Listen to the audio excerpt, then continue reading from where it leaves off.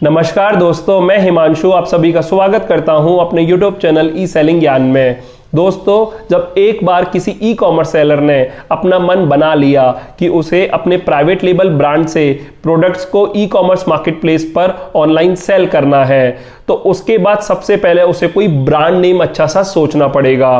तो किसी भी सेलर को ब्रांड नेम सोचते वक्त किन बातों का ध्यान रखना है, सबसे पहले आज हम वीडियो में यही कवर करने वाले हैं। अब जब एक बार सेलर ने ब्रांड नेम सोच लिया तो उसे यह देखना पड़ेगा कि जिस कैटेगरी के प्रोडक्ट वो सेल करने वाला है उस ब्रांड नेम के अगेंस्ट वो कौन सी ट्रेडमार्क क्लास में लाई करता है। तो एक सेलर को यह पता होना चाहिए कि कैसे वो किसी भी कैटेगरी के लिए ट्रेडमार्क क्लास के बारे में पता कर सकता है। तो आज इस वीडियो में हम ये भी कवर करने वाले हैं। और एक बार उसने ब्रांड नेम सोच लिया, एक बार उसने ये चेक कर लिया कि कौन सी ट्रेडमार्क क्लास में वो पर्टिकुलर कैटेगरी लाई करती है, उसके बाद आपको यह देखना पड़ेगा कहीं वो पर्टिकुलर ट्रेडमार्क, कहीं वो पर्टिकुलर ब्रांड नेम किसी और के नाम पर रजिस्टर्ड तो नहीं है। तो ब्रांड नेम सोचने के बाद और क्लास देखने के बाद एक सेलर को यह देखना जरूरी है, क्योंकि अगर वो ये देखे बिना ही ट्रेडमार्क रजिस्टर कर देगा तो डेफिनेटली उस पर ऑब्जेक्शन आ जाएगा, क्योंकि ऑलरेडी वो ट्रेडमार्क किसी और के नाम पर रजिस्टर्ड है तो आपको तो वो डेफिनेटली नहीं मिल पाएगा। तो एक सेलर को पता होना चाहिए कि वो कैसे चेक कर सकता है कि जो भी ब्रांड नेम उसने सोचा है और जिस पर्टिकुलर क्लास में उसने सोचा है वो किसी और के नाम पर रजिस्टर्ड नहीं है। तो ये सभी बातें आज इस वीडियो में हम कवर करने वाले हैं। तो ये वीडियो उन सभी ई कॉमर्स सेलर्स के लिए बहुत ही ज्यादा इंपॉर्टेंट होने वाली है जो अपना मन बना बैठे हैं कि उन्हें अपने प्राइवेट लेबल ब्रांड से भी प्रोडक्ट को ऑनलाइन सेल करना है। तो आइए अब वीडियो शुरू करते हैं। तो दोस्तों, अब सबसे पहले बात करते हैं कि किसी भी सेलर को ब्रांड नेम डिसाइड करते वक्त किन बातों का ध्यान रखना है। तो देखिए, सबसे पहले एक सेलर को इस बात का ध्यान रखना है कि जो भी वो ब्रांड नेम सोच रहा है वो एक कॉमन नेम नहीं हो। जैसे मैं आपको अगर एग्जांपल से बताऊं तो अगर मैं कोई पर्टिकुलर कैटेगरी के प्रोडक्ट सेल करने की सोच रहा हूं और उसमें मैंने ब्रांड नेम सोचा इंडियन, तो डेफिनेटली अगर मैं इंडियन नाम से ट्रेडमार्क रजिस्ट्री कराने जाऊंगा तो डेफिनेटली उस पर ऑब्जेक्शन आ जाएगा।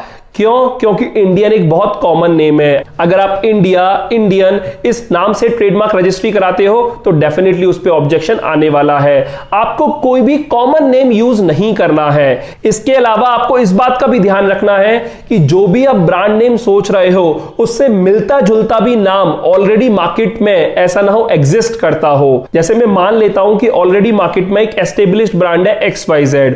अब वो जब नया ब्रांड नेम सोच रहे हैं तो ऐसा नहीं है उस पर्टिकुलर ब्रांड नेम की ही स्पेलिंग में थोड़ा हेराफेरी करके वो नया ब्रांड नेम बना ले। तो इन सब चीजों में ना एक सेलर को ऑब्जेक्शन आने वाला है। तो इस बात का सेलर को ध्यान रखना है। ऐसा नहीं है कि एडिडास ऑलरेडी एक ब्रांड नेम है तो आप एडिडास में थोड़ा स्पेलिंग में हेराफेरी करें और आप अपना ब्रांड नेम बना लें। आप सोचे कि कस्टमर कंफ्यूज होकर आपका प्रोडक्ट खरीद लेगा।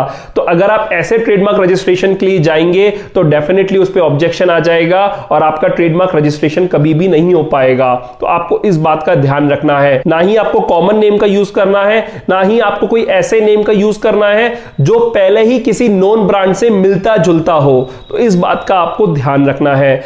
आपको ब्रांड नेम सोचते वक्त बहुत ही ज्यादा क्रिएटिव होना है और एक अच्छा सा फ्रेश नेम लेना है। और ट्राई कीजिए कि आप ऐसा नेम लें कि ब्रांड नेम सुनते ही दिमाग में आ जाए कि आप किस कैटेगरी के प्रोडक्ट की बात कर रहे हैं। तो ऐसा अगर आप नाम सोचेंगे तो उससे बढ़िया कोई बात नहीं हो सकती। तो अब हर एक ई कॉमर्स सेलर को समझ में आ गया होगा कि ब्रांड नेम डिसाइड करते वक्त उसे किन बातों का ध्यान रखना है। अब हम बात करते हैं ट्रेडमार्क क्लास के बारे में। देखिए, गवर्नमेंट ने ना सभी गुड्स एंड सर्विसेज को 1 से लेकर 45 क्लास के बीच में डिवाइड कर रखा है, जिसमें गुड्स को 1 से लेकर 34 क्लास एलोकेटेड है और सर्विसेज को 35 से लेकर 45 क्लास एलोकेटेड है। अब क्योंकि हम मार्केट प्लेस पर कोई प्रोडक्ट सेल करने वाले हैं तो आप जिस भी कैटेगरी के प्रोडक्ट ऑनलाइन सेल करने वाले हैं वो डेफिनेटली 1 से लेकर 34 क्लास के बीच में ही लाई करने वाली है, क्योंकि गुड्स के लिए 1 से लेकर 34 क्लास ही एलोकेटेड है। तो आइए अब सिस्टम पर चलकर यह समझ लेते हैं कि जिस कैटेगरी ऑफ गुड्स को आप ऑनलाइन सेल करने की सोच रहे हो उसमें कौन सी ट्रेडमार्क क्लास जो है वो एप्लीकेबल होती है। इधर मैं गूगल पे सर्च कर लेता हूं ट्रेडमार्क क्लास। तो जैसे ही मैंने गूगल पे सर्च किया ट्रेडमार्क क्लास, ये काफ़ी सारे लिंक्स आ गए हैं। यहाँ पर मैंने पहला लिंक ही ओपन कर लिया है, class details intellectual property India. तो देखिए जैसे ही मैंने इसे ओपन किया, यहाँ पर आ गया है classification of goods and services, और आपको हर एक क्लास दिख रही है, class 1, class 2 up to class 34 goods के लिए एलोकेटेड है, जैसा कि मैं आपको बता चुका हूं। और सर्विसेज की आप देख सकते हैं 35 से लेकर 45 तक क्लास जो है वो एलोकेटेड है। अब जैसे देखिए, आप जो सेल करते हैं वो फुटवेयर सेल करते हैं, तो यहां पर मैं सर्च कर लेता हूं फुटवेयर। तो देखिए जैसे ही मैंने फुटवेयर सेल किया तो इधर आ गया है कि फुटवेयर जो है वो 25 क्लास में लाई करता है।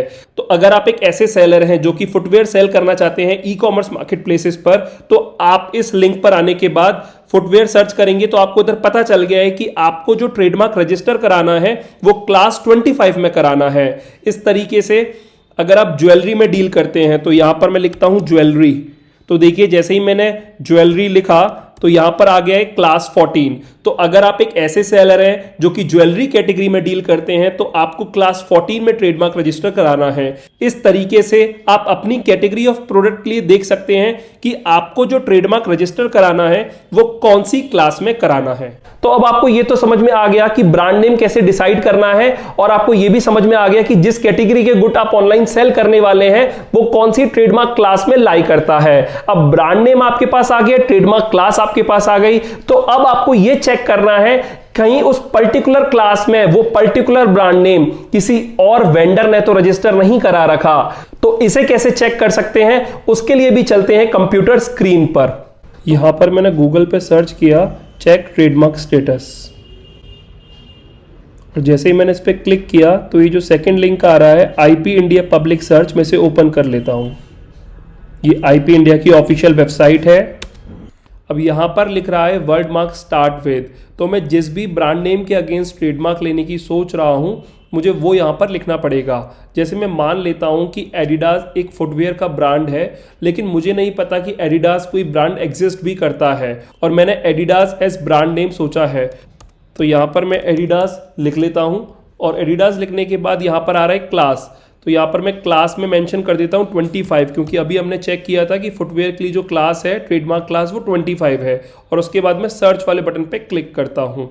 तो देखिए जैसे ही मैंने सर्च वाले बटन पे क्लिक किया, यहाँ पर क्लियरली शो हो रहा है कि जो एडिडास ब्रांड नेम है वो किसी और वेंडर ने रजिस्टर करा रखा है। तो इससे मुझे पता चल जाएगा कि जो भी मैं ब्रांड नेम सोच रहा हूँ, जिसके अगेंस्ट में ट्रेडमार्क लेने की सोच रहा हूँ, किसी भी पर्टिकुलर क्लास के अगेंस्ट वो कहीं किसी और वेंडर ने रजिस्टर तो नहीं करा रखी। तो इस वेबसाइट के थ्रू हम उसे पता कर सकते हैं। वहीं पर मैं इधर लिखता हूँ कोई भी रैंडम नेम ABCDEF, और उसके बाद क्लास लिख देता हूँ 25, और उसके बाद मैं सर्च करता हूँ तो देखिए यहाँ पर आ रहा है नो रिकॉर्ड फाउंड, यानी कि ABCDEF नाम से कोई भी ब्रांड रजिस्टर्ड नहीं है अगेंस्ट क्लास 25। तो इस तरीके से मुझे पता चल जाता है कि जो भी ब्रांड नेम मैं सोच रहा हूँ कहीं उसके अगेंस्ट किसी और ने पहले से ही ट्रेडमार्क रजिस्टर तो नहीं करा रखा। तो अब आपको सारे पॉइंट्स एकदम अच्छे से क्लियर हो गए होंगे। आपको यह भी समझ में आ गया कि ब्रांड नेम डिसाइड करते वक्त आपको किन बातों का ध्यान रखना है। आपको यह भी समझ में आ गया कि जिस कैटेगरी के गुड्स आप ऑनलाइन सेल करने की सोच रहे हो वो कौन सी क्लास में लाई करते हैं, उसके लिए आप कैसे ट्रेडमार्क क्लास फाइंड आउट कर सकते हैं। और आपको यह भी समझ में आ गया कि ब्रांड नेम और क्लास फाइंड आउट करने के बाद आप यह कैसे पता कर सकते हो कि वो पर्टिकुलर ब्रांड नेम उस पर्टिकुलर क्लास में किसी और सेलर ने तो रजिस्टर नहीं करवा रखा उसके अगेंस्ट ट्रेडमार्क।